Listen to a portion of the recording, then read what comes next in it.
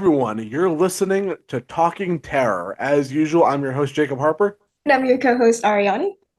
And today we are going to break down our Halloween spooky season recommendations. It is now October. We're a bit late to our October episode. I have been out of town for a film festival, following one after Fantastic Fest, and Ariani has been sick as of late. Uh, she got the virus, the horrible zombie virus, and no, thankfully it's not that bad. Are you feeling better? Yeah, pretty much. Hell yeah. Dude, I need to get my flu shot. I keep forgetting to get my flu shot. I keep forgetting it's flu season. Yeah. But we are back nonetheless. Finally here for an official October Halloween season episode. I figured what better way to kick off our October episode by talking about our October viewing essentials. I've had a list on Letterboxd for a while of some movies that every Halloween season I need to watch them. Somehow I'll find time to watch them, no matter what. And I know Ariane has quite a few that she always recommends people to watch during the Halloween season. So I have my list here. Ariane has her list, I believe. So we're just gonna dive right into it, talking about most must watch October films. And this doesn't have to be Halloween per se, like Halloween, fall, just things that you have to watch to get that Halloween season comfort that just scream October for you. So, Ariane, why don't you go first? All right, so my number one pick is Trick or Treat. That's like my favorite Halloween movie ever. Hell yeah, dude! I have Trick or Treat on my list as well. So spoiler alert, but yeah, dude, that's a 5-star movie for me. Me too. I thought it was What funny. what's your favorite? Because it's sort of an anthology, sort of not, I guess. But what's your favorite like side story, I guess, from that one? My favorite side story was always when the main guy, wasn't he like a teacher or something? Yeah, Yes, that guy, whenever he was on screen. That's my favorite. when he's just trying to hide that body, and his kid is like being annoying. Yeah, I thought it was cute. Go watch Charlie Brown. Charlie Brown's an asshole. God, that show's great. That movie's great, man. I'm still waiting on that sequel. There's supposed to be a sequel? Yeah, the director has said for like 10 years he's gonna make a sequel. 10 years? He's like, oh no, we're still working on the sequel. I'm like, uh, bro, please just make the damn sequel, man. He also directed Krampus, which I fucking love. That's another Oh, that's fantastic awesome. holiday horror film. But Trick or Treat is great. I love the school bus one with all the kids. Oh, that was good. That was a good segment. Also, like all the masks that the kids wear are like super fucking creepy. They are. That's genuine. Just such a good just story in itself. Felt almost like a short film Yeah. because it has like almost nothing to do with the rest of the plot. But it's just a really good like ghost story, like Halloween ghost story. So yeah, no, I always need to find time to watch Trick or Treat during the October season. And it's hold on, is it actually coming up? Hold on. When is it playing again? It's playing again sometime this week, I think, What? in theaters. Like it's getting like a 2-day theatrical run again. Let me look that up actually when that's happening. Because I want to go. October. Oh, okay. So today, October 14th, when this episode releases, hopefully, and 16th, 2025. Ooh. So hopefully, I can make it to one of those screenings. Because if not, I'm going to be insanely upset because I want to watch Trick or Treat. That movie's so fun, man. I love that movie.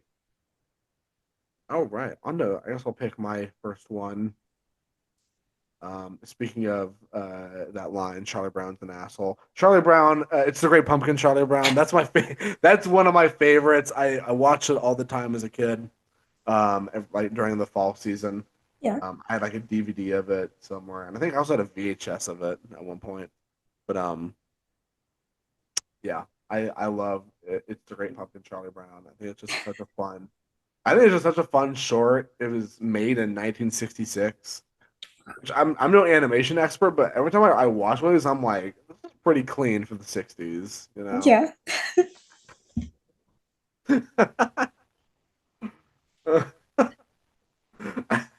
I just opened up the movie on Letterboxd, and the first review I see on the popular reviews tab is just says my dude Charlie Brown cannot catch a break to save his fucking life, bro. Charlie Brown cannot catch a break to save his fucking life, he says. True. Yeah, man. This dude got a rock in his trick or treat bag. What asshole person gave this child a rock? Right. What the fuck? You're going to hell. That's so evil. Bill Melendez, the director. Yeah. Also, it has a really funny Snoopy side plot where he's like a World War II like pilot, What? like shooting down planes. It's awesome. But no, it's just a great little like how long is it even? Like 20 minutes, I think, 30 minutes or so. So it's a fun little like just short watch and yeah, I think it's a must watch for anyone trying to get in the Halloween vibes, especially if you have like younger kids, you want to get them into like Halloween stuff. That's just such a cute little movie. So yeah, it's a Great Pumpkin. Charlie Brown from 1966 is number not number. These aren't ordered anyway, but it's my first pick on this episode. It's a good For pick. thank you for October viewing essentials. What's your next one, Ari?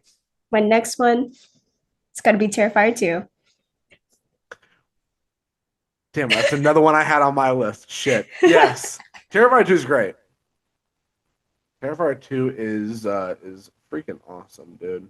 Yeah, it is. Because like Terrifier 1 is a good Halloween watch, but Terrifier 2 is just like that movie just bleeds Halloween. Yeah. Because like everyone's in a costume. There's all sorts of fun Halloween decorations. The final battle is in like a haunted house attraction, which is so cool because I'm trying to go to a haunted house sometime this month. So I love that aspect of it. And I just love how it mixes like Halloween fun with like demon fighting shit. It's cool as hell. Yeah.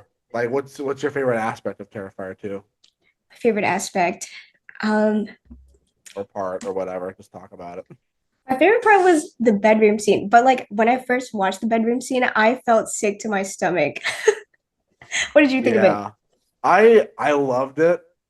I loved it because I was at the premiere for Terrifier 2 and I remember like everyone in the audience was like, "Oh my fucking god." Everyone was like, "Oh no." Yeah. And then when okay, you think it's over, you think she's gonna bleed out and die. Then he runs back in with bleach, and you're like, Yes. dude, end it. Let it end. And then she's still not dead when her mom comes in. Oh yeah, that was sad. Yeah, that was so brutal. Also, every time I watch the scene, there's like the scene where Art comes out with like the mashed potatoes. He's wearing the apron. Oh yeah. And I was like, dude, those mashed potatoes look so good. No, they do. I love mashed potatoes. It's like one of my favorite foods ever. And I was like, damn, like that does look good. I was like, Art, can you just set that on a plate, bro? Can you just make me a plate Right? before you kill this person? Yeah, no, Terrifier 2 is a fun one. And it fixed a lot of problems people had with Terrifier 1. Because I remember I showed Terrifier 1 to like a lot of my college roommates, and they were like, this sucks, it has no plot. But I disagree. It has a plot. There is a plot, point A to point B storyline. Yeah. I mean it's a pretty bare bones plot, but I mean that wasn't really the point of the movie. It wasn't trying to tell an Oscar winning story. It was trying to show creepy and violent kills with a creepy clown. And it Exactly. succeeded in that. In all fairness, but Terrifier 2 really like dug deep on like lore and story, It gave us the Terrifier protagonist, Sienna, with Lauren Rivera, who is a total badass in this movie. It gave us like really cool, like demonic and supernatural religious plot elements, which are even further than Terrifier 3. Um, so Terrifier 2 kind of righted a lot of the wrongs a lot of people had about Terrifier 1. I personally love Terrifier 1 as it Me too. is. But I think Terrifier 2 is great for adding out that plot. Also, I'm pretty sure Terrifier 2 is what made Art the Clown supernatural. Yeah, Because I did. yeah, I don't know if it's been confirmed or if it's just a fan theory, but it's like it's said that in Terrifier 1, Art the Clown is like a human, and then he's only supernatural when he comes back to life at the end of the movie. And then so Terrifier 2, he's like fully supernatural. I don't know if that's been confirmed by the director or if that's just a fan theory or what, but I think it's cool.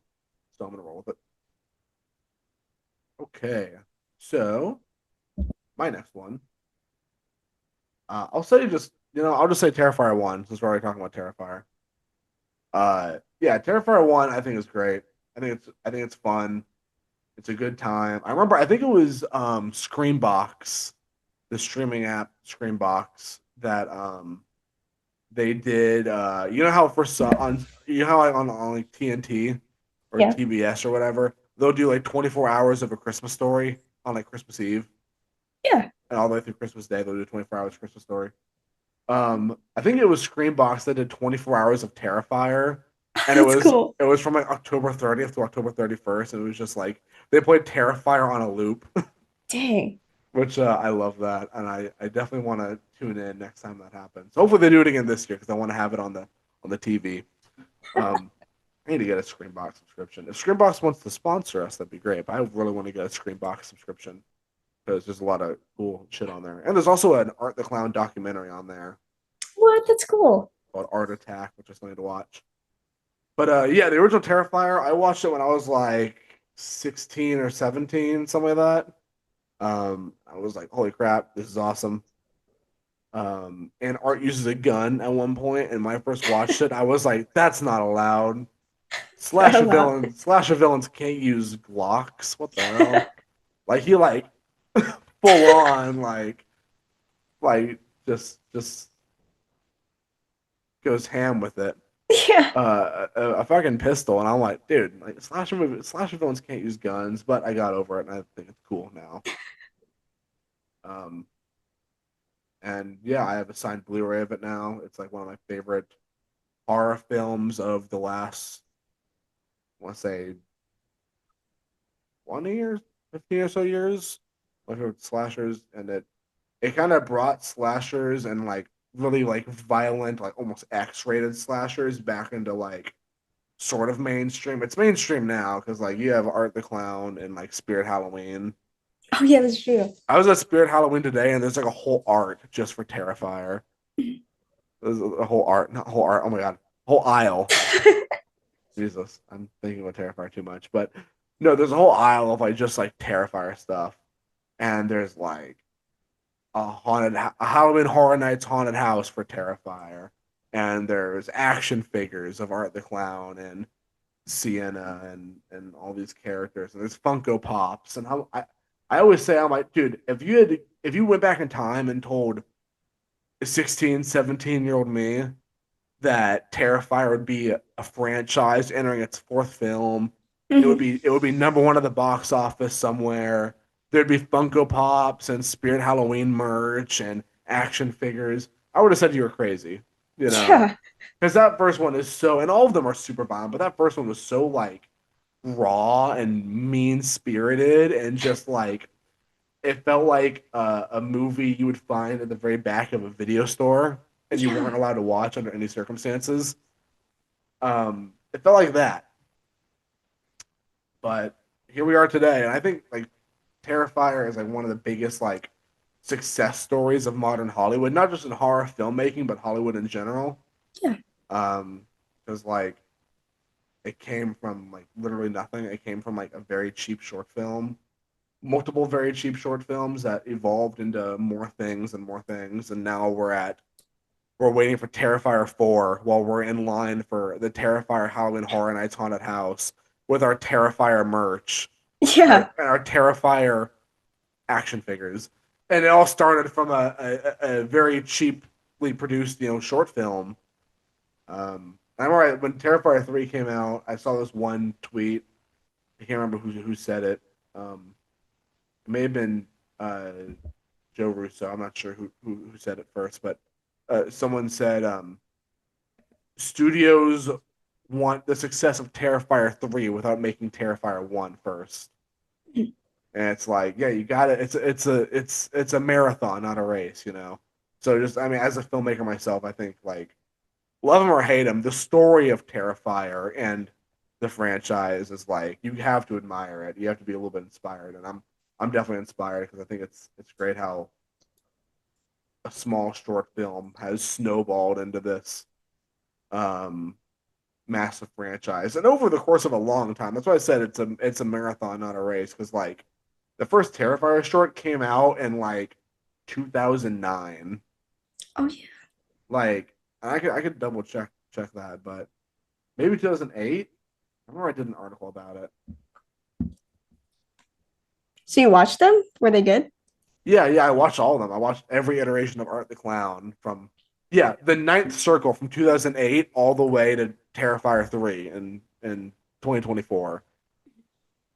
And it's like it's so weird how that expanded because you had the Terrifier short in 2008, then which was no, you had the Ninth Circle in 2008, and then you had the Terrifier short in 2011, and then you had All Hallows Eve in 2015, which was just an anthology that had Ninth Circle and Terrifier and one other short film mixed in. So it was just a three-part anthology with like kind of a wraparound thing in between. And then you had the Terrifier movie in 2015, 2016, something like that.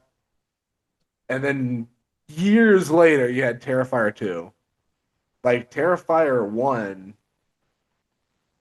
came out when? 2016.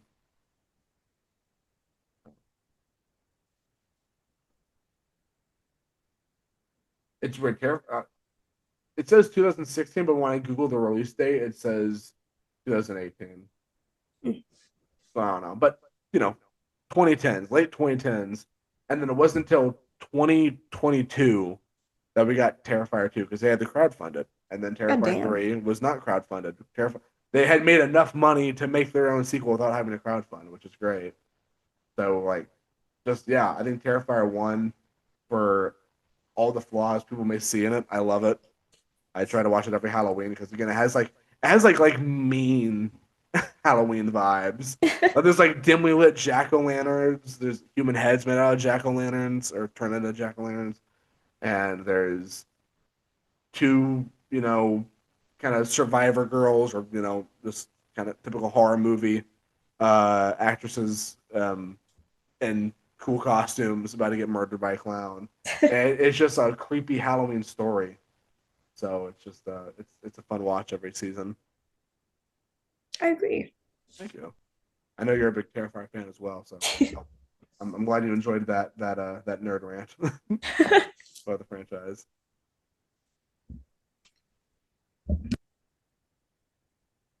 So I have to keep cutting my mic because I'm like coughing so much. You're good.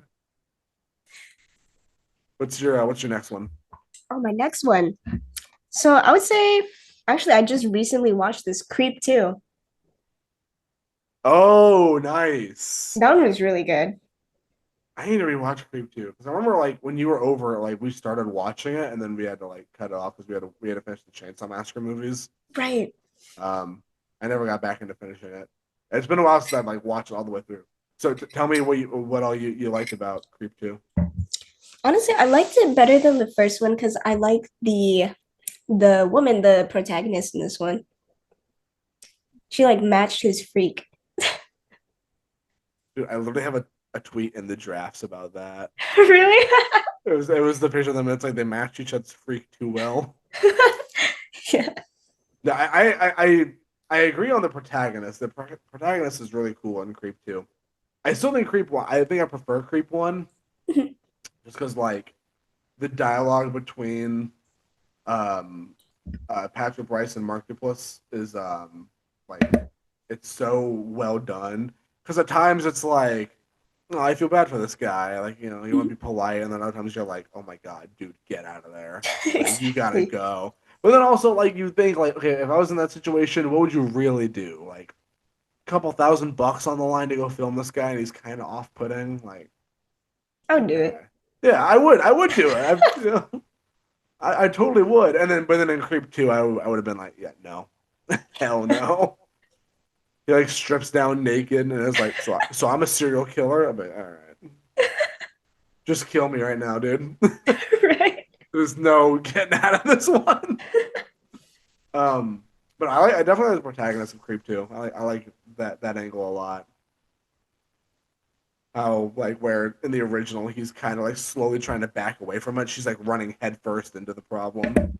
Yeah, I think it's a really cool like opposite way to go about that. So Creep 2 is valid as hell. I like that one. me too. Is that why we have the creep tapes though? Because like, is he like dead after the second one? No, because at the end of the second one you see where he's holding the camera. Oh, He's recording her on the train, and that last time she like recognizes him.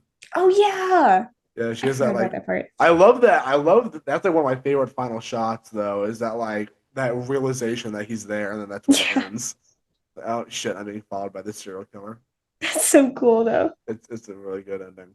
But yeah, Creep Tapes is like an anthology almost. Like each episode is just a different guy, like throughout his career that he killed. Oh, okay. So it goes from like the past, present. Like, it goes around. And you never know when it is. You don't know if it's before Creep 1, in between Creep 1 and 2. You don't know. It's just kind of just whenever. Oh, I like that. Yeah.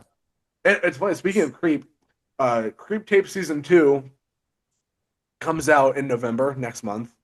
Uh, hopefully, we can get Patrick Bryce and Mark Duplass on here. I, That'd be cool. I don't know how to reach them. I don't know their emails, but I would love to have them on. So hopefully we could do that. But yeah, it comes out next month in November, and they already got renewed for season 3 coming Wow. out in 2026. So before season 2 even dropped, they're like, you know what? Creep season 3, and then they still want to make Creep 3. Damn. They still want to make a third film on top of that. So hopefully the Creep franchise is very long and prosperous because I'm liking it. Alrighty. Next up for me, I'm gonna find which one I want to pull from this list next. Hmm.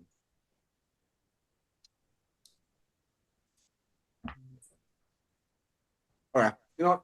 I'm gonna say I'm gonna say kind of a nostalgic one. Are you ready for this? You ready for this mid 2000s throwback? Mhm. R.L. Stein's The Haunting Hour. Don't think about it from 2007, Ooh. directed by Alex Zam, starring Emily Osment. Have you seen that one, Ari? No, I haven't. Oh my god! Oh my! I have a DVD of it somewhere. It is like it played on Cartoon Network every Halloween season, and uh, it's just it freaked me the hell out when I was a kid. For those who haven't heard of this one, you're searching it up. Nice. For those who haven't heard of this one, it is from 2007, so kind of dated, but it's about this gothic girl in high school, and she is like kind of like an outcast or whatever. And but she likes scaring people. That's like one of her favorite things ever is to scare people. And the movie takes place around Halloween, so that's cool. Lots of really cool Halloween set design here. Um, which again is why it's on this list. It just feels like Halloween when you watch it. Um, that and the nostalgia that this would play like every October on Cartoon Network every like few days. So coming home from school and seeing that this was coming on, I was like, all right, we're in for a good night. But yeah, follows this girl. She likes scaring people, and she has a younger brother, who is like totally afraid of everything. And so she wants to find she's also a big like reader. She loves like horror books. So she goes, Wait, I know what you're talking about. yeah, okay. Yeah, Oh my God, thank God. Oh my God. Dude, this movie goes so stupid hard. yeah, it does. Because she goes into this like creepy like Halloween store, which is again the coolest set design ever. I'm like, I want to go here. I want to go here. And the store clerk is played by Tobin Bell from Saw. Like Yeah, literally, like Jigsaw is running the store, and he's like, "You want this creepy cursed book?" He's like, he's so cool in this movie. He's so weird. It's awesome. And he sells her this book called The Evil Thing, where if you read from it, it just describes this horrible monster beast thing in the book. yeah, Um, and in an attempt to scare her brother, she reads the book to him. And at the end, it says, "It can't hurt you if you don't think about it," which is just kind of a trap because it's like you're gonna think about it yeah, after reading that. If you're scared, you're thinking about it already. Like it's just an automatic catch. Which I think is so cool because it's kind of like a curse where it's like you've already walked into the trap before you knew it was a trap. So it's already kind of done and set in stone. Which I love that sort of stuff. But yeah, so the monster is unleashed on the town, and it's like not killing because it's technically a kids movie, so the monster isn't killing people, but it's like kidnapping them in this like weird like spider web goo cave or something. It's weird. It gets kind of weird, but it's got like weird like orange and like green blood, and yeah, it does. yeah, and like anything that's blood gets on it eats. Or no, anything that human blood gets on it eats.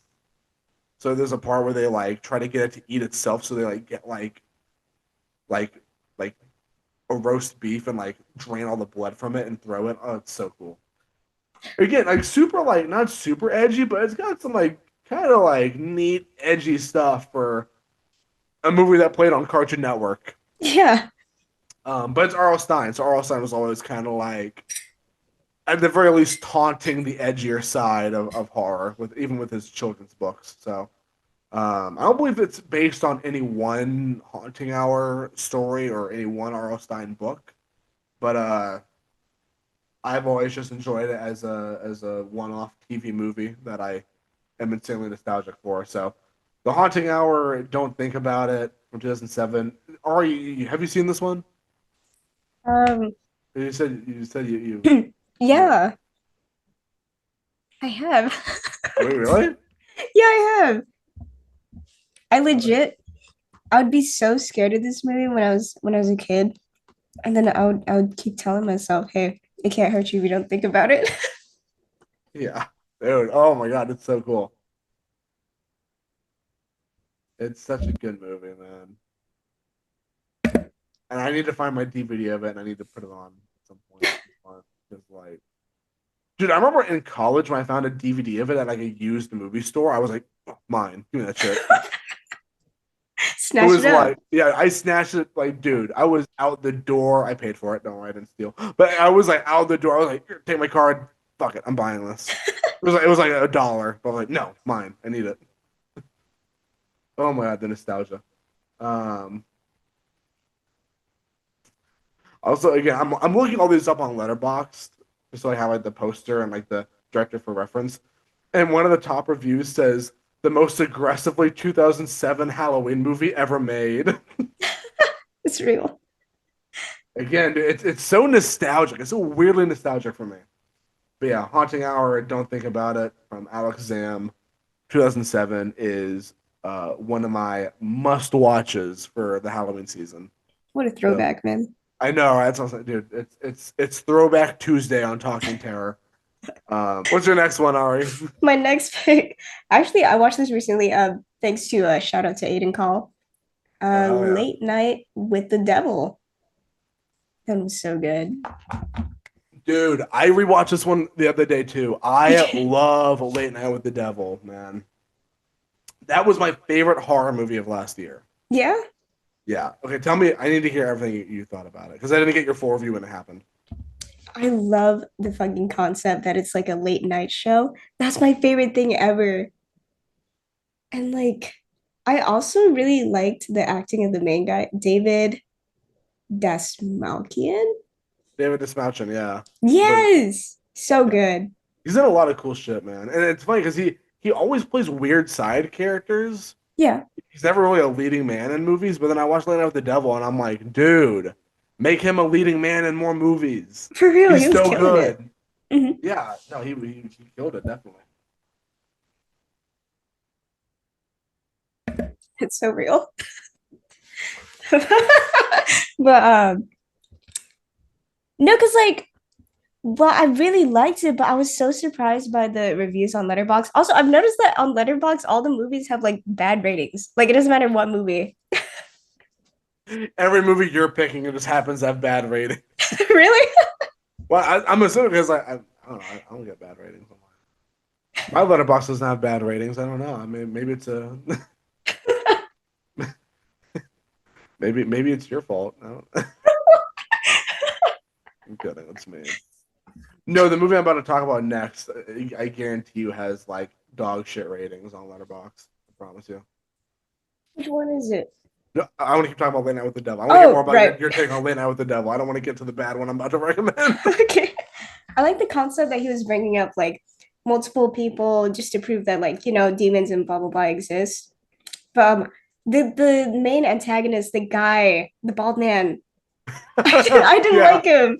Carmichael Haig. Yeah, dude. Hell Yes. yeah. Whenever he talked, I was just like, oh my God, get this guy off the camera right now. Boo. Yeah, like boo. Tomatoes. Yeah. No, yeah, and I thought the girl that played the possessed girl did a really good job. She did. When she was always looking at the camera, like directly at the camera, I was like, dude, knock it off. It was off-putting. Like when she gets introduced and she just keeps looking at the camera, then it cuts to commercial, she's still looking at the camera, and you're like, dude, stop. Right? It's so good. I did like the ending as well when like her head just like splits open and stuff. That shit was awesome. That was a really good effect, and it was practical. Like they used like a practical like split head and then added the VFX stuff. That's fucking cool. I know, right? It was a good effect, and dude, when I bet you were happy when he died too. Yeah, it was. He gets melted. Yeah, You try to give a check to a demon. What's he gonna use money for, dude? exactly. They want destruction. Money spreading on the demon.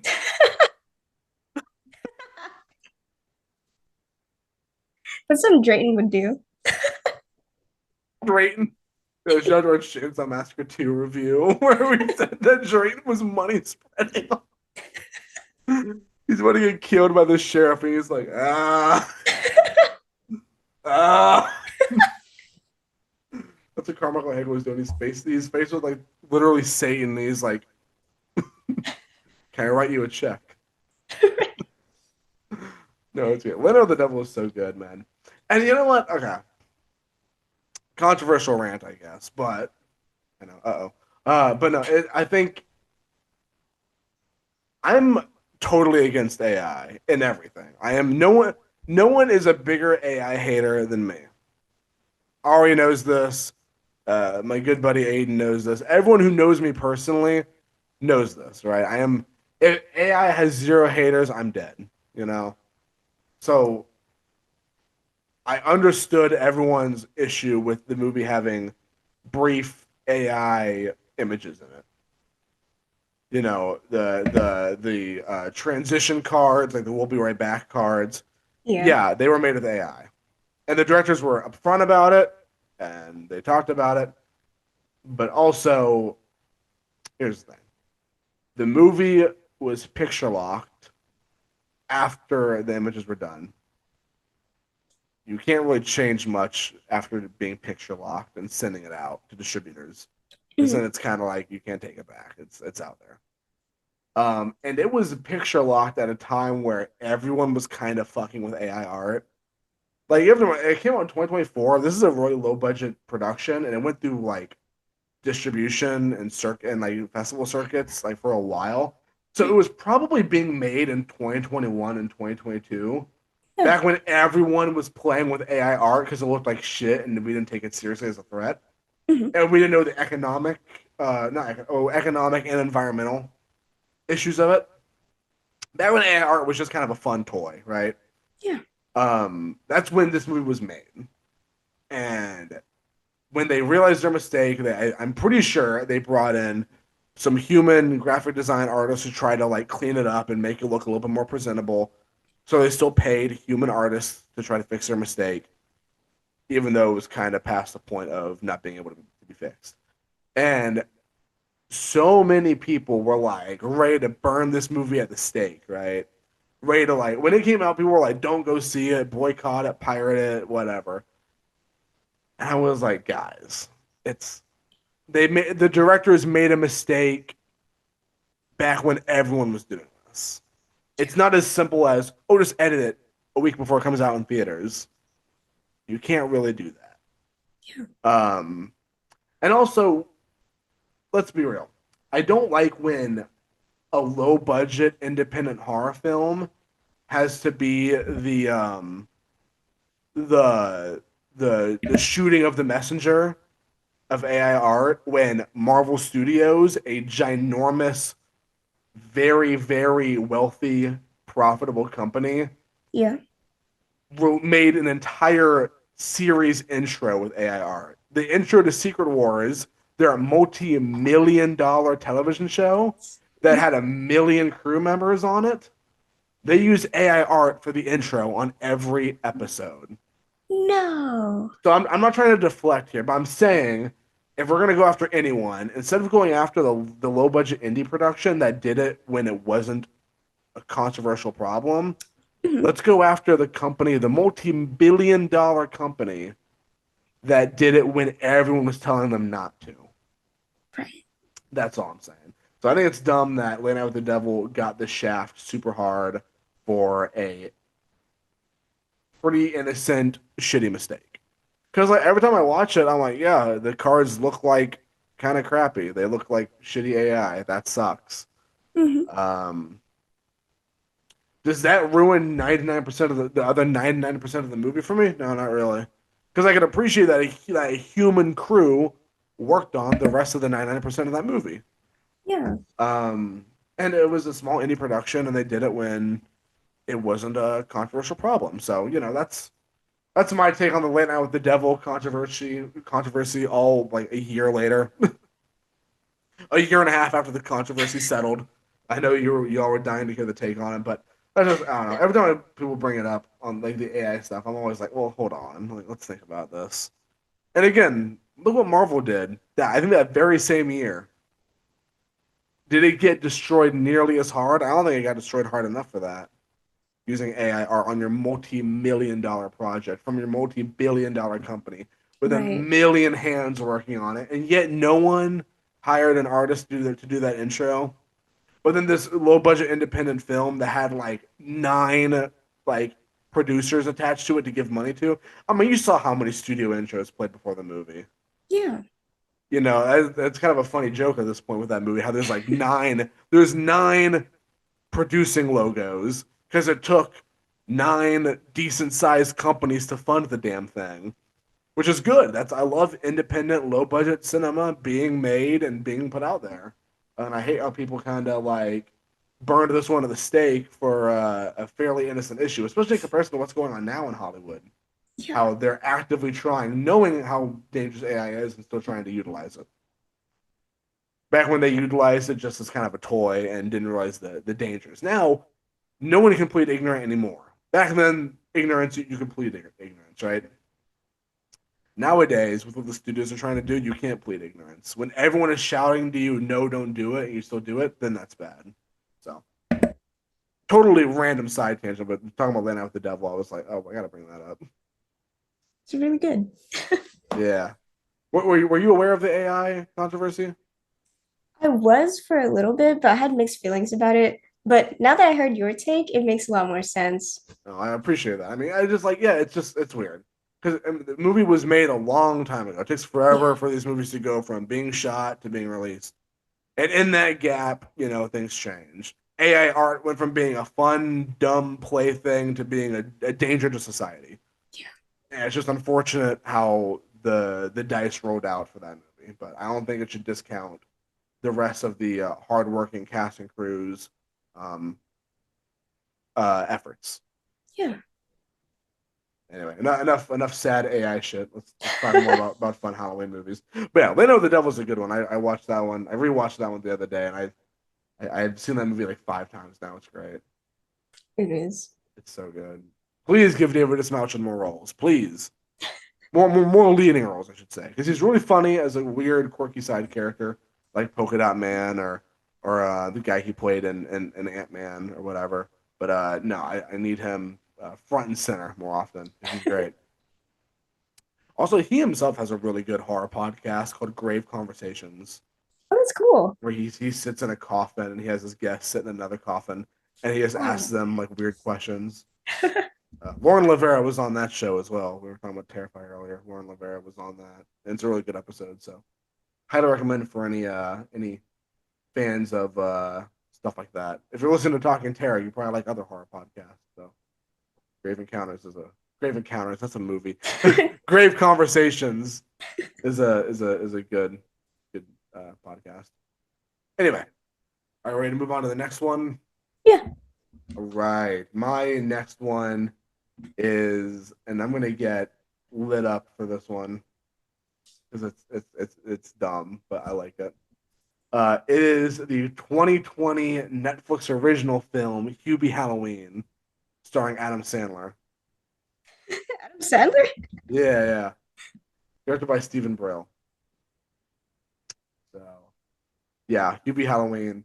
It's so dumb, but Mhm. it's Adam Sandler in a funny voice trying to save his town from like a werewolf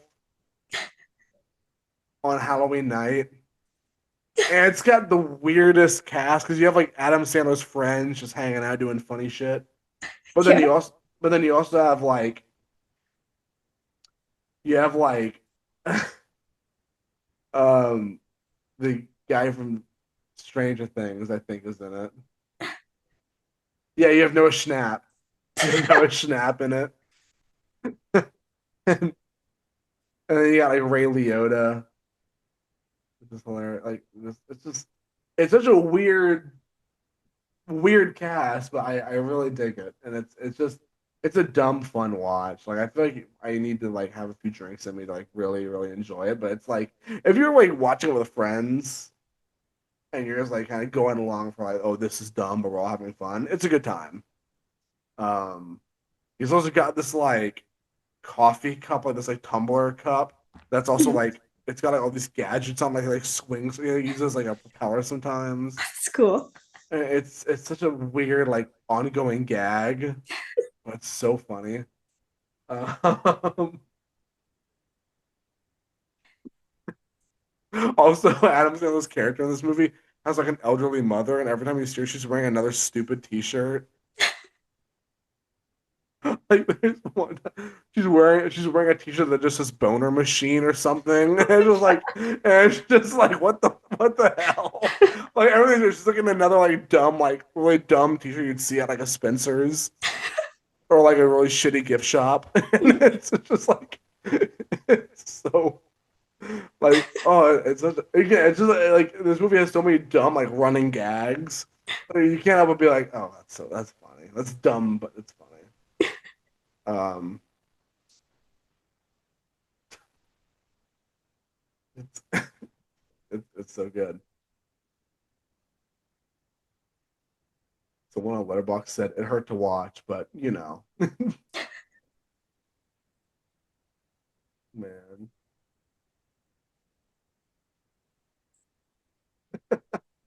yeah, no, it's a good time. It's dumb, but it's a good time. So highly recommend watching this one with some friends and just laughing at it. It's just good old Adam Sandler being quirky with his friends in weird movies.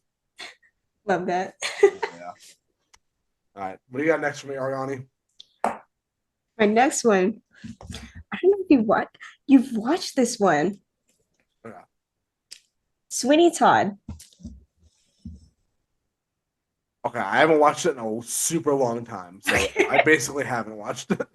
Okay, because I was gonna ask you to describe your rating and why you did that. What did I rate it? I don't remember reviewing it. What did I say on Letterboxd? What It says you liked it, but it was 3 stars. 3 stars is fine. 3 stars is Everyone like docs Jacob. okay. All right. You got me. Okay. Wait, I'm reading your thingy. You said feels just like another Tim Burton flick, and that's not a bad thing. This film is a okay, you said really nice things, Yeah. but 3 stars. What describe that? Okay, well, okay. That's what 3 stars on Letterboxd is not the death sentence that because this is not the first time I've heard of this about 3 stars. Some people are like, "Oh, you only give it 3 stars? You must have hated it." I'm like, "Oh, like 3 stars means like it was fine, you Mhm. know, like it was all right. It was average. I'm probably not. I'm not itching to rewatch it, but I mean, I didn't hate it. Like 3 stars is like when you get to like 2 and 2.5, that's when you're like, okay, I kind of want to turn this off.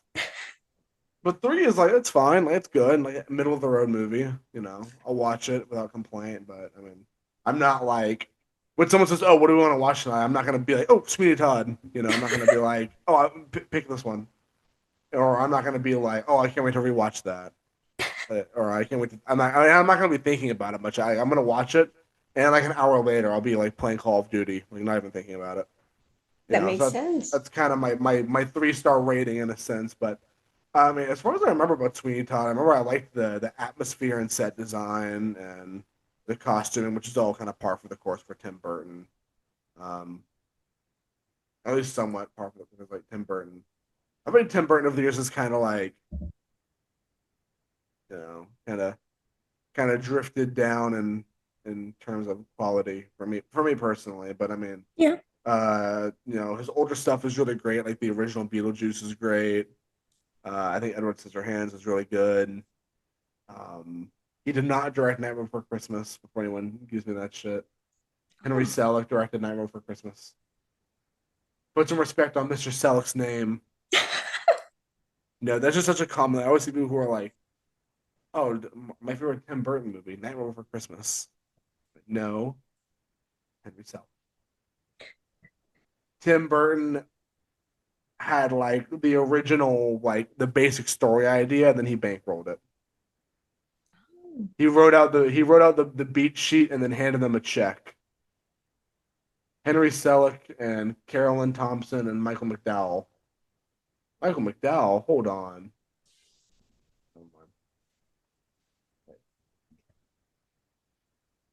I got Michael McDowell confused with another Michael McDowell. I think Michael McDowell also directed Trick or Treat. Michael Daugherty. Okay, never mind. I'm just dumb. I don't know anything. What was I saying? Oh yeah, Sweeney Todd. So why did it make it onto your list? What's your take on Sweeney Todd? I like the vibe. Wait, actually, what is your opinion on like musicals in general? I'm not a big musical guy, but like when it hits, it hits. Oh, okay. You know, Yeah. I like really like musicals. That's probably why I'm biased towards it. that's fair. It's also when my sister was super into musicals, she had me watch that. So yeah, Yeah. that makes sense. My sister went through a big musical phase, and she was like, "We gotta watch Sweeney Todd." I'm like, so that makes sense.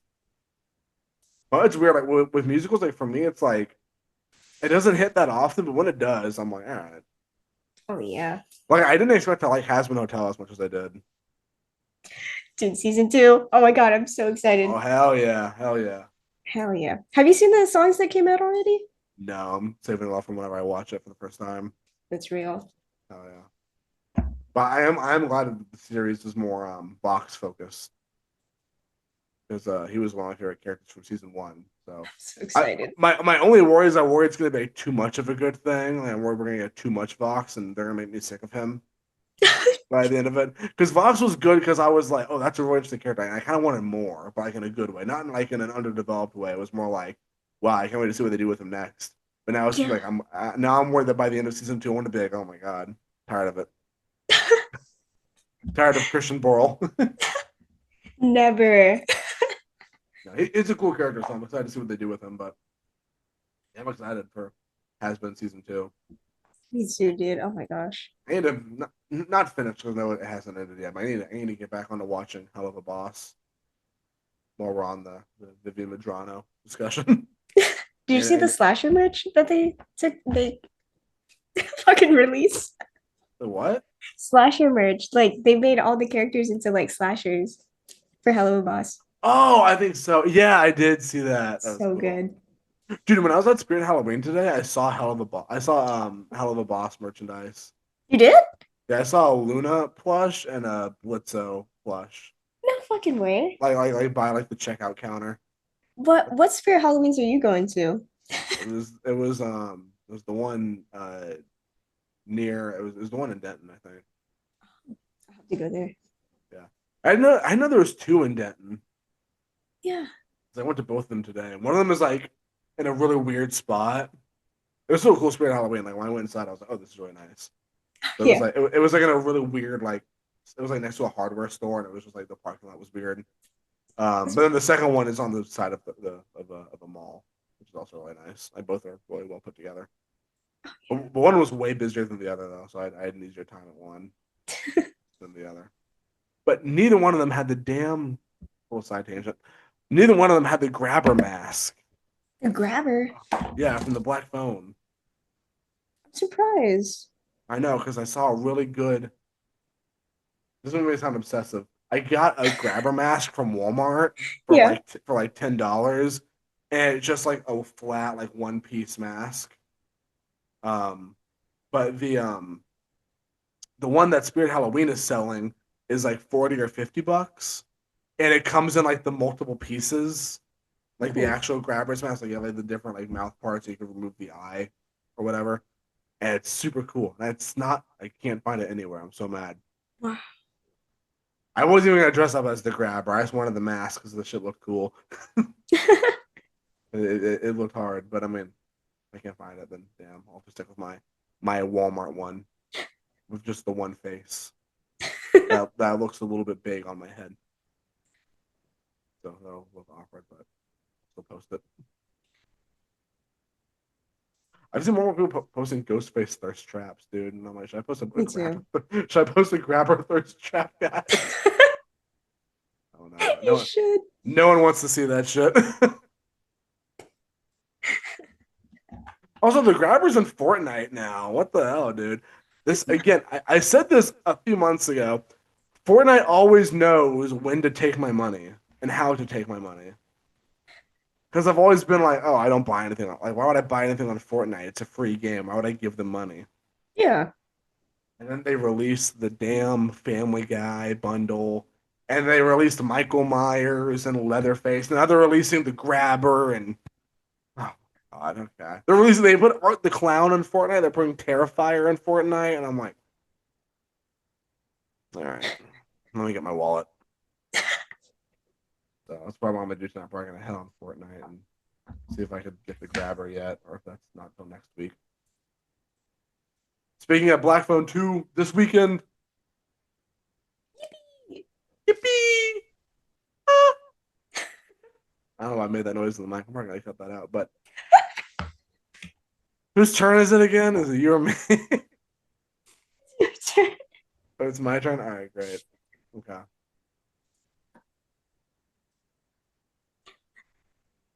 Oh my god, it's so dumb. I'm gonna pause for a second. It wasn't dumb. Okay, so my next one is it's a I'm gonna keep going on like the weird niche childhood stuff. Is Scary Godmother Halloween Spooktacular from 2003, directed So good. directed by Ezekiel Norton. So this is one of the one transparency. This is one of the ones Ariane and I were talking about not recording. Like we briefly talked about it, and I didn't. I always think this movie's a fever dream, and then I read letterbox reviews, and I'm like, okay, no, it's not all in my head. It's there. Yeah. And we were talking about the movie. Ariane, how did you describe this movie to me? I That asked Jacob, I was like, is that the movie with the gay skeleton? and I burst out laughing. I said, yeah, it's the one with the yeah, it's that. Um, for the, great. It's great. And then he also said the witch in the movie looks like Chapel Roan, which I think is funny Yeah. too. And I think that's good too. Not wrong, but it's I don't know if I can even describe this movie because it's so weird. It's like this little girl gets like transported to this like monster Halloween world with all these like kind of classic Halloween monsters. Like there's like a family of vampires, and there's this like funny like werewolf guy that everyone hates because they're fat phobic and evil. And there's the skeleton um, that Ariane says is gay. I don't know if it's been confirmed, but it's heavily speculated on Letterboxd that the skeleton is yeah. And there's also a witch who's like the lead character and showing her throughout this like spooky world. And it's I don't remember anything else about the plot. I'll be real, but because every time I watch it, it's like in one ear and out the other. I just like take in the nostalgia and then I go to bed. And I'm like, was that real? Every time we watch it, I'm like, wait, did that happen? And now I'm just looking at reviews on Letterboxd. Um, it's coming across so terribly on your webcam. It's about that's like it's just like pale white face with orange hair, and you're like, that's Chapel Roan. Someone on Letterboxd called it the height of queer cinema, and I'm not gonna disagree. I mean, that's It's very queer coded. I can definitely see the I can definitely see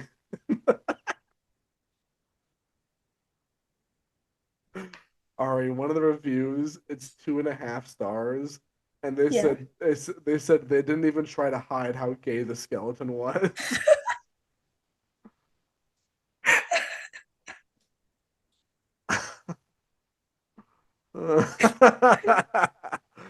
Oh my god, I was telling Ari we should just make an episode where it's just us reading funny letterbox reviews of obscure movies. Someone said this is a long form bowling alley animation. It's animated like bowling alley animation. When you get a strike. Oh my god. That's good. That's a good joke. Like, that's really. People saying it's ahead of its time. Yeah, the only reason I'm reading these letterbox reviews is because I can't, for the life of me, think of anything else that happens in this film besides a few. Like she goes to the world and then she's introduced to the monsters, and then Yeah. yeah, that's. I remember this one point where they stop and then they're like, "Here's how you make a really cool Halloween marshmallow food." Okay, what? Oh Then yeah. I give like a whole recipe. And I'm like, okay, thanks. Like just like they like bring the whole movie to a halt to talk about this recipe. And it's really funny. Oh, also the little girl has like a psychotic older brother who wants to torment her.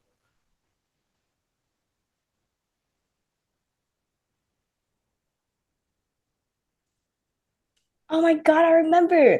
Dude, my mom would make s'mores whenever I watched the movie because it was my favorite movie as a kid, and I wanted to try it. Oh, dude. Oh, now damn it, now I want a s'more. It's like 1:30 in the morning when we're recording this now. I'm like, I want to go get s'mores. I was reading more funny letterbox reviews. Someone gave it 5 stars and said, all my childhood I thought I was the little girl, but I was always the gay skeleton. Oh, that's funny.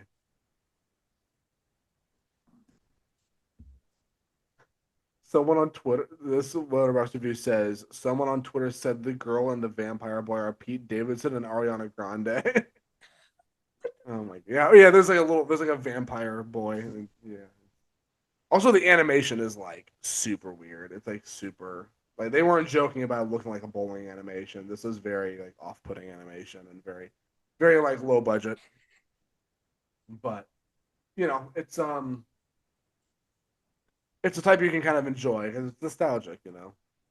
Yeah. Everyone's like, I remember when animation was terrible, but now we have good animation. So it's like I'm willing to bet even back then the animation wasn't. I bet even like more grown people in 2003 were watching it like, ooh, that's a little rough. I'm like, oh, that's just 2003. That's just how it is. But yeah, Scary Godmother Halloween Spooktacular. I think there's also a sequel to it, but I only have the one on my list, so that's all we're talking about. What a throwback. I love that. This whole list has been throwbacks, man. I need to like bring in some like more modern weird shit. All right, what's next, Ariani? My next one, another one that I recently watched was The House is October Built. I need your opinion on that one. Okay, I haven't watched it in a hot minute, but I remember really digging it. Yeah, it It felt is really real. Yeah, I love found footage. I love Halloween found footage. It's a very niche, specific subgenre, but like Halloween found footage is just cool. That's why I love the new VHS movie. If I didn't gush enough about it on the Fantastic Fest episode, yeah, VHS Halloween is like so fucking cool. But yeah, no, Houses October Built is it's kind of like cut from the same cloth as something like Hell House LLC, Yeah. except Hell House LLC is very much to my understanding, it's been a while since I've watched. I've only seen the first one all the way through and the latest one all the way through because I got sent the screener for it. But I need to rewatch all of them all the way through. I've seen like bits and pieces here and there on Shutter, but I need to watch all of them all the way through. But I'm pretty sure House LLC is very very set in the supernatural, whereas Houses October Built is super like kind of human, like human slasher. Yeah. Like these are real people, like serial killers coming after you to torment you, which is in its own way even more horrifying. Um, Let me see if I ever wrote a review for that one, honestly. But what all do you think of it? Um, for a while, I think I liked it, but it took a while to like pick up. I think the ending, yeah, I was kind of cleaning when I was watching the ending, but I do remember they went on like this large bus, and then it's kind of ambiguous because they were like being buried alive, something Yeah, like that. I I just double checked my letterbox and I saw it turns out I didn't log it, so maybe I haven't watched it all the way through. But I do know there's a sequel, and I don't know if there's a part three. There might be a part three. I don't know. How long is the? There's only three. Oh, no, there's only two, I guess. Yeah, there's only two. But oh, dude, it's on Tubi. Hell yeah, love Tubi. But yeah, I need to rewatch it then because apparently I don't have a lot on Letterboxd. But again, I like movies that are very much like found footage and Halloween. I also like movies about haunted houses, like not like Poltergeist, but I mean like haunted house attractions. Again, that's why I like House LLC is cool. That's why the final segment in VHS Halloween is like super fun for me. And even my next movie that I'm going to talk about plays in that a lot. So we're going to talk about that. But yeah, House of October Built. Is there any more? Mm-mm. No, I gotta check it out because like I thought I had seen it, but I don't have a logged on letterbox. Then if you don't have a logged on letterbox, did it even happen? I thought so too, because you're the one that asked me if I watched it. Did I? Yeah, it was like when we were going to Houston Horror. Oh, yeah, that makes sense. Okay, well maybe I don't know. You see so many movies, they all start blending together. Also, this is so funny. We were just talking about Scary Godmother, and my friend, one of my horror mutuals, Milky, I had told her about what the plot of this episode was, Yeah. and she was like, "Oh, I'm super excited to hear y'all's Halloween staples," and she said. Mine, I always, it's a little uncommon, but I've always liked the Scary Godmother movies. And I'm like, oh my God. Yes. So shout out to Milky if you're listening to this, because holy crap, that's so like I just got that text like 5 minutes ago, and they That's were cool. talking about that like 10 minutes ago. So that's great. That's so funny, and the cult grows for the Scary Godmother movies. Oh my God, such weird, such a weird like fever dream. Yeah, oh my God, Scary Godmother. But yeah, I guess next on my list would be oh yeah, I just said I was going to talk about another haunted house movie. Haunt from 2019. I actually just wrote an article about this movie for 1428 Elms 31 Days of Horror, which is super fun. Um, I've seen this movie quite a few times, I think. I want to see how many times on Letterboxd I've logged it, but Haunt Yeah, I follow. saw it. Oh, how many times did I log it? Yeah. So like you watched it once like earlier, then you watched it two more times, and you said something about like double dipping. Yeah, I've seen it. According to Letterboxd, I've seen this movie 5 times. That's on the record, not even counting like whatever. I just watching it in the background.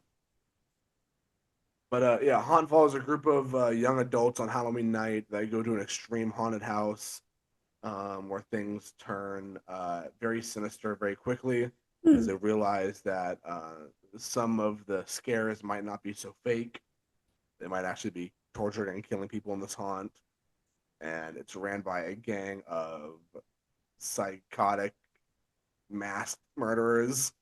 And what's really cool about this movie is the villains. I love the villains in this movie because they all wear these like creepy, almost like vintage 1950s to 1980s, like kind of weird, like the type, like they're very colorful, very vibrant, um, kind of like Ben Cooper Halloween masks, where they're very Yeah. like cartoonish and bright and silly, but they all wear those. But Right. underneath their face is like mutilated to like look kind of like their masks. It's so Oh, that's fucking cool. creepy. I guess that was kind of a spoiler. I don't know, but it's a really cool makeup effect, and that's kind of what makes these villains so unique to me. Um, and they just find horrific ways to trap and kill people. Like they use like one where like there's a room where like the floor is like glue, Mhm. like just covered in glue, so when they fall on their face, they have to like peel their face off. Ooh. It's so gross. And they have like just like rusty nails in it, and it's for part of it. It's a really cool haunted house. Like you're like, okay, I would go in that. Unfortunately, like my toxic trait is I would go in this haunted house because it looks fucking cool. But yeah, I think it's an underrated gem. Honestly, very like low budget, cheaply made, like cheaply produced. Not in a bad way, but it's like you can tell it's like, all right, this was like a very low budget production. Um, it's got that indie grind to it, but it's still polished and nice. And the directors of this movie, the writers and directors of the film, um, are Scott Beck and Brian Woods, who went on to write Quiet Place, Wow. or rather, they wrote A Quiet Place and then wrote and directed this. Because this came out in 2019, A Quiet Place came out in 2017, 2018, I want to say. But yeah, Haunt is like I've already watched that twice this month because I was writing an article on it, but also I was like, I need to watch it and hit my annual rewatch. So, also it stars, not I mean stars. He's one of the masked psychos, Damian Maphey, Hmm. who was in like Strangers Pray at Night, That's cool. and he also did a mocap for the Chainsaw Massacre game. He played Johnny in the Chainsaw Massacre game, Johnny Sawyer. So really, really cool actor, and it's just cool to see him pop up in more freaky horror shit like this. Um, but yeah, Haunt is a modern classic to me because again, I love haunted house gone wrong sort of horror films. Like again, like House LLC, but like Haunt is very much slasher driven and psycho mass killers, which I'm all about. So it's a good time, and I'd highly recommend it to anyone looking for some spooky Halloween slasher. Yeah, that's on my watch list. I watched it. I watched the first 10 minutes. Hell yeah! Hell yeah. Shout out to Shutter because it's streaming on Shutter right now. Go tune into Shutter and watch Haunt. It's awesome.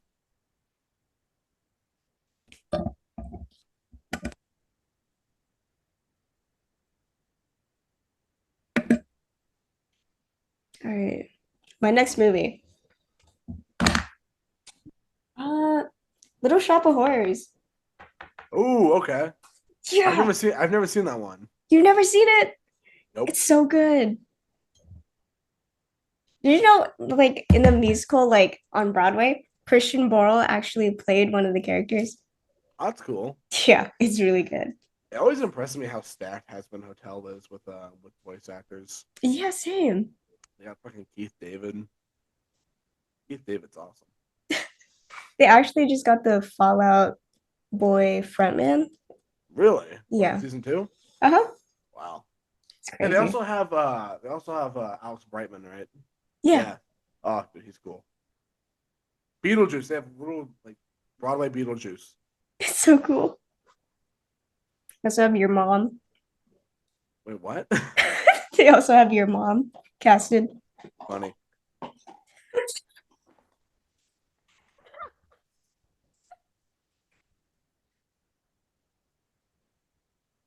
What were you talking about?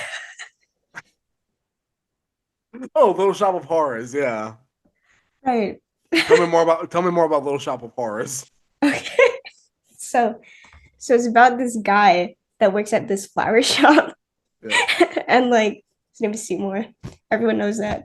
But like he walks past this place that's selling like plants and that's when he finds Audrey, you know, that man-eating plant thing. Mhm. Yeah, and then over time he just has to like feed it blood or human beings and then eventually it becomes like this huge fucking thing. Is that a good description? Yeah. I mean, I kind of knew a lot of that, Yeah. but no, I haven't seen the movie. It's one of those I still need to watch. I think the music was good. There's an original ending and like an ending that they had to change into a more fitting one because like the audiences were like too scared after the first one. What was the original ending? The original ending was that Audrey, like, do you care about spoilers? Not entirely. Okay. Audrey 2.0 like won and it was like this whole scenes of like world domination with the plant and then like, you know, it breaks out of the screen to terrorize the audience. Oh, that's cool. Yeah, it was really scary. I was more scared of that movie than I should have, but like that's what I saw first before I found out that they had another version where like, you know, Audrey just lost. Yeah, they hate to see a plant losing. Right? They hate to see a plant winning. Dude, you know another one that I kind of like in the same vein of Little Shop of Horrors that I need to watch. I have never seen, and people are gonna like crucify me for this, but I mean it's I've never seen it. It's Rocky Horror Picture Show. Oh, I haven't seen that either. Really? Okay, so we'll be crucified together. That'll be nice. But I mean it's yeah. I've every time I've told that to someone, they're like, "You haven't seen it?" I'm like, they are shocked. Which rightfully so. I mean, it's an iconic movie. It's a huge piece of cult cinema. It's got Tim Curry, who's amazing, and I've heard nothing but good things about it. I just haven't sat down and watched it. But I might go watch it sometime this month. I know a few theaters are playing it throughout October, so hopefully I'll be able to catch a screening of it. But yeah, Rocky Horror Picture Show is another one I've never seen. That and Little Shop of Horrors, so I guess I gotta watch both those now. Heck yeah. Where's Little Shop of Horrors streaming anyway? I'm all about physical media, but if I'm in a pinch, I'm gonna need to just streaming on Philo. What the hell is Philo, bro? God's earth. Maybe I judged Philo too harshly. It's got Hostel on it. Hostel and Scream 4. Yeah. We're back in business. No, I'm not gonna start a whole subscription just to watch a Little Shop of Horrors. I'll probably find it on. I'll it somewhere. Probably find it at a used movie store. That's my preferred way of finding movies. Is at used movie stores. Is it my turn again? Yeah, it is. All right. Okay. So I at one point during this video or this podcast was gonna bring up Halloween and then bring up Halloween 2018, how they're both like really good and kind of staples. And like, look, everyone's heard of Halloween from 1978 by now. Everyone's heard of it. Most people have probably seen it. It's like a staple of the season. Everyone knows that. So I'm gonna skip that. I'm gonna skip Halloween. Instead, I'm gonna say drum roll as I open up the letterbox, make sure I get the date right. Halloween 3 from 1982. Halloween 3 Season of the Witch, specifically. Directed by Tommy Lee Wallace. I love this movie. I love it. It's so weird. And it's so just offbeat and it's awesome. Because, okay, so a little bit of lore. Um, Halloween 1 was supposed to end just as that, Halloween 1, you know? But Universal was like, hey, we're making a lot of money and like we kind of got you for a 3 picture deal or a 2 picture deal, so can you just make this a sequel, please? And John Carpenter didn't want to do it, but he's like, all right, fine, I'll do it. We sat down with like a 6 pack, like a 12 pack of beer, and then just like drank and wrote out the script for Halloween 2. Which, okay, hot take, Halloween 2 is not that good of a movie. The original Halloween 2, no, that's not that good of a movie, in my opinion, at least. But anyway, Halloween 2 comes out, it's whatever. And then that is where he's like, all right, that's the end of Michael Myers. I don't want to do any more Michael Myers. So then he has the idea where it's like, okay, what if the Halloween franchise is an anthology franchise where each movie, each installment is a new horror story that takes place on Halloween? Like just a different, it can be whatever you want, as long as it takes place on Halloween. Then enter Halloween 3, Season of the Witch, written by Nigel Nail and Tommy Lee Wallace, so directed by Tommy Lee Wallace, uh, where it's about a evil CEO. Timely, I know, but it's an evil CEO that runs this mask company, and he is like selling these masks, these high quality Halloween masks to children leading up to Halloween. And there's this cute commercial with this very annoyingly catchy jingle that tells you, hey, on Halloween night at 9 p.m., there's going to be a giveaway for a something. I think it's going to be like another mask or whatever. So at 9 p.m., be in front of the TV screen on Halloween night with your mask on to watch the commercial. So there's this kind of countdown throughout the movie. And then Tom Atkins, who plays this doctor, this like kind of like drunk doctor who he's like an ex-wife that he's always like in arguments with. Um, he gets like thrown into this weird story where he's like having to like go to this mask factory and figure out what's going on. Because someone at his hospital was murdered by one of the employees of the mask factory. So he's going to track them down. Um, and he finds out that the masks, when the commercial plays on Halloween night, is going to simultaneously at the same time kill all the children who are wearing it. Oh shit. And it's such a cool, weird, pulpy concept. And I love it. And it's so 80s. Like the whole score is like 80s synth music. And Tom Atkins is just the most unreliable, like asshole, like divorced dad character ever. He's funny as hell while he does it. Because he's with this woman who's like half his age, half the movie. Oh shit. Yeah, they get involved romantically. That's a weird subplot. And there's like Celtic Irish magic from Stonehenge. Like somehow this mask company stole Stonehenge. What the fuck? Don't know how you do that, but they did it. And it's so it's I'm probably giving way too much away here, but this movie's been out since 1982, guys. Come on. Cut me a little bit of slack. And hopefully I've convinced more people to watch Halloween 3 because of this kind of spoilery rant. But it's such a damn good movie. Highly recommend anyone into like weird Halloween shit watch it. It might be one of the best Halloween sequels ever, and it has nothing to do with Michael Myers. And this movie kind of makes me wish they kept John Carpenter's wishes and just kept making weird stuff under the Halloween umbrella. Yeah. But audiences in 1982, they watched it, they threw a bitch fit, and they're like, "We want Michael Myers." So Halloween 4 is literally called The Return of Michael Myers. They're like, "Here, fine, take it, baby." You know, like sorry for trying something new and inventive. I'm sure that's how they feel it. But I'm a Halloween 3 truther. And it's become way more common to like this movie now than it was back. Now I'm more a generally accepted, like, yeah, everyone was wrong about this and it's actually good. That's become kind of the general populist take now, which is fine by me.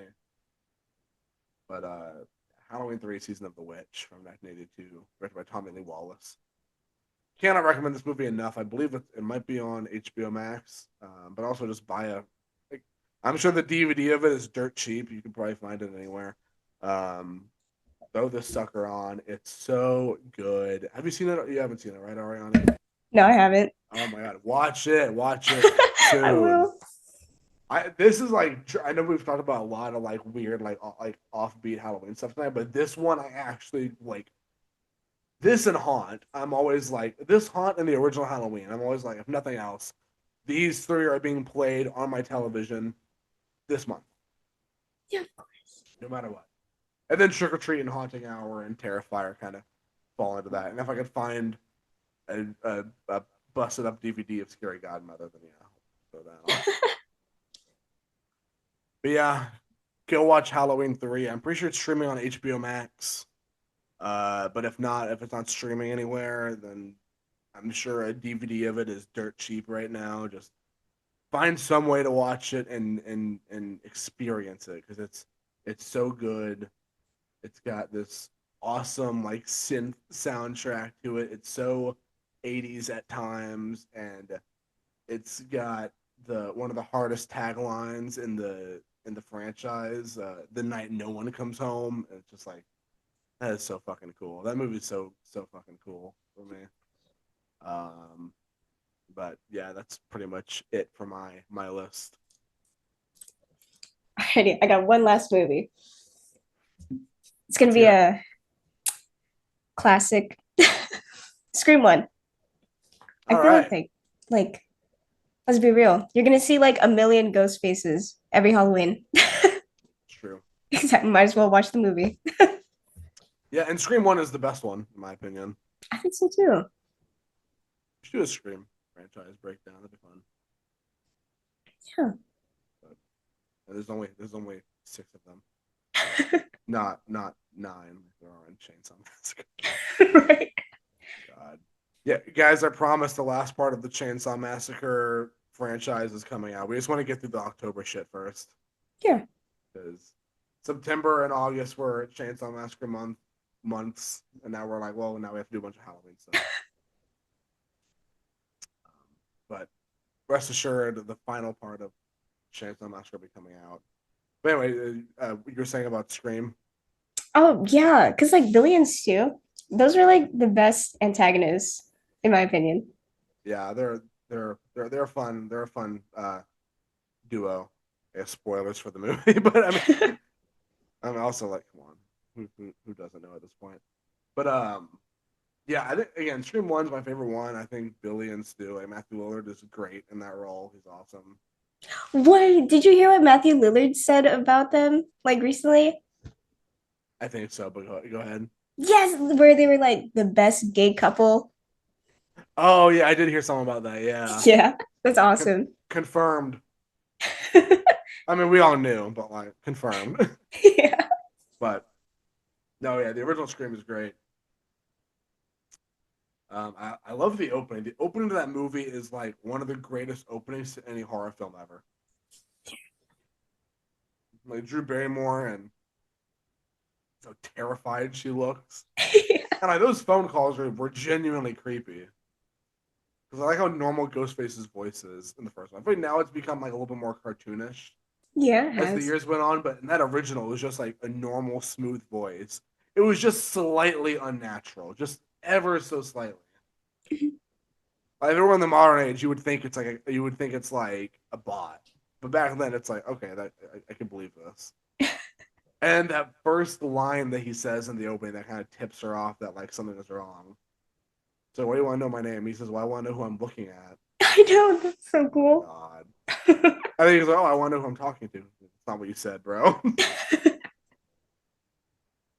And then a few minutes after that, he says, like, can you handle that, Blondie? And it's like, oh, okay, so he can see you. He does know what you look like. It's like, oh, if you thought he was bluffing, it's like, oh, well, shit.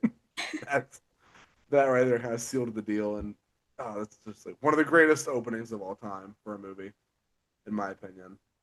Um, and also Courtney Cox as Gail Weathers is great. Yeah, I should dress up as the cameraman in that movie. you should. I have the long hair and raise a beard. That'd be cool. Jesus, get the camera. My name's not Jesus.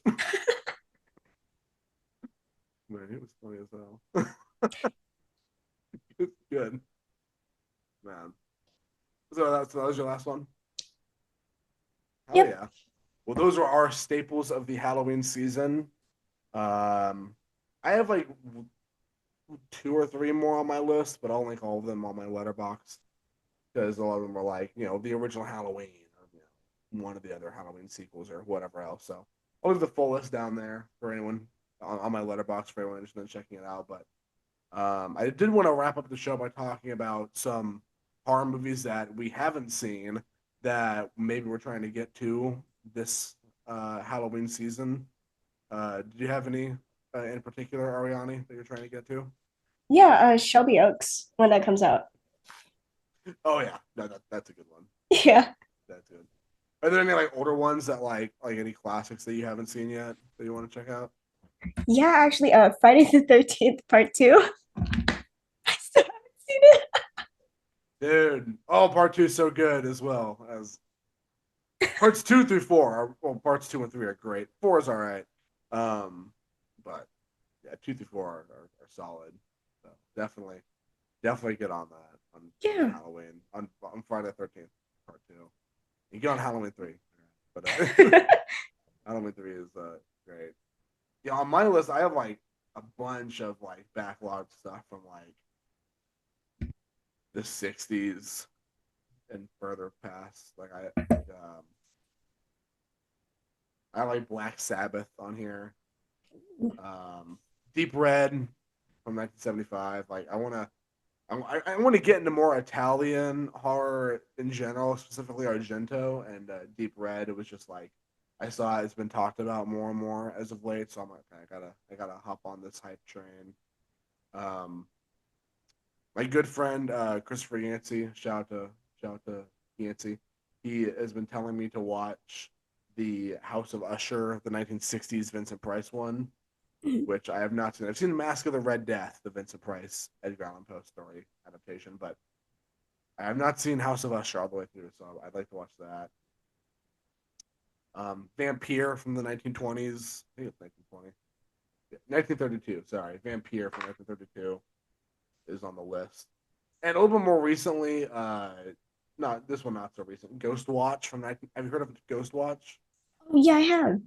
Dude, when Late Night with the Devil came out, everyone was saying to go watch Ghost Watch because they're very similar in that they're like supposed to be like a real talk show, and then during the show they start seeing like supernatural occurrences, and it's like, supposed to be like a real time like.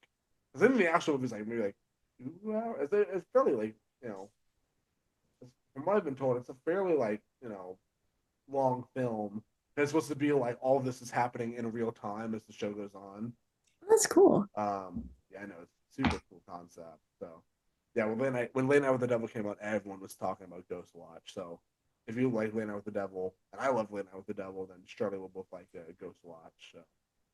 So I'm excited to see if I end up liking it. And then also the WNUF Halloween special is another one. That's like an indie film that's supposed to look like it was taken from a local channels like a local TV channel, uh, like a Halloween show.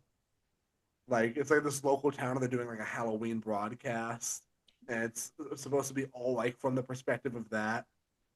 So kind of again laying out the devil style, where it's like, oh, this is all from the perspective of a TV, and you're just watching the aftermath, which I really dig. So WNUF Halloween special, Ghost Watch, um, are two big ones. These two really don't have anything to do with Halloween, but they're both super cool looking, and I want to watch them. House of the Devil from 2009 from Ty West, I've heard is like genuinely horrifying, and I've loved all the Ty West movies I've seen thus far, so excited to check that out. And then Mad God from 2021. Have you heard of Mad God? Sounds cool though. It's like a stop motion horror film that took like 20 years to make. Wow. I know it's that shit is metal as hell. Need to watch it. I'm looking at reviews and someone said, "Congrats to Sid from Toy Story on his first feature film." Because it's all like stop motion and toys and all that. Oh my god, I love that. Yeah, I want to watch Mad God. Again, those two really have nothing to do with Halloween like at all, but they're just like, you know, horror movies that I want to watch and may as well find the time to watch it. Do you have any more kind of like classics or just weird ones that you've been told to watch? Yeah, I guess I do. Actually, these were all recommended to me by customers that I've asked. So we got Tucker and Dale versus Evil, which you've told me about it. Yes. Oh my god, that's a good one. And then we got Cabin in the Woods. Haven't seen that yet. That one's Um, solid.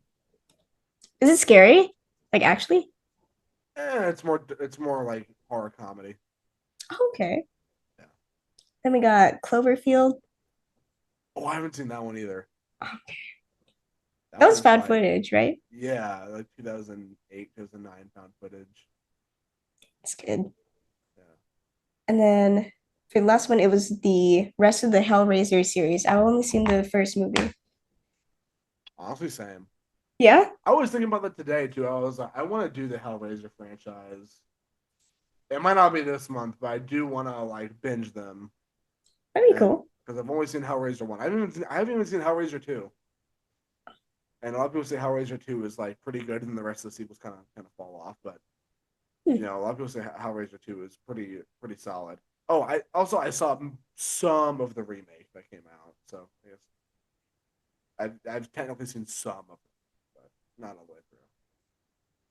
But Hellraiser is the original Hellraiser is a must for anyone who hasn't seen it. Like you gotta check that shit out. But as far as the rest of the franchise, I gotta check it out. How many movies are in the franchise? I have no idea. Let me look for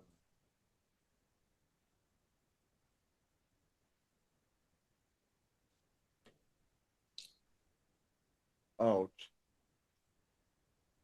hold on.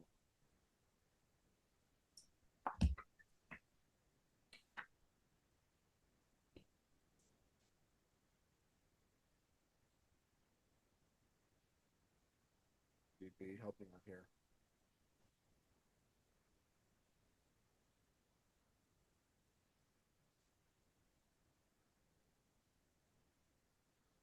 Oh,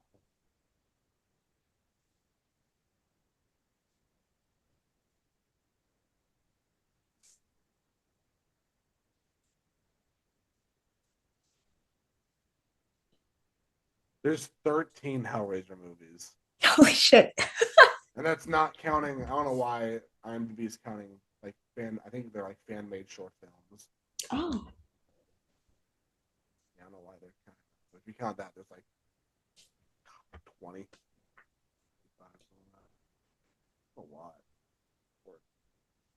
But as far as like not canon, but like official produced entries in the franchise, yeah, 13.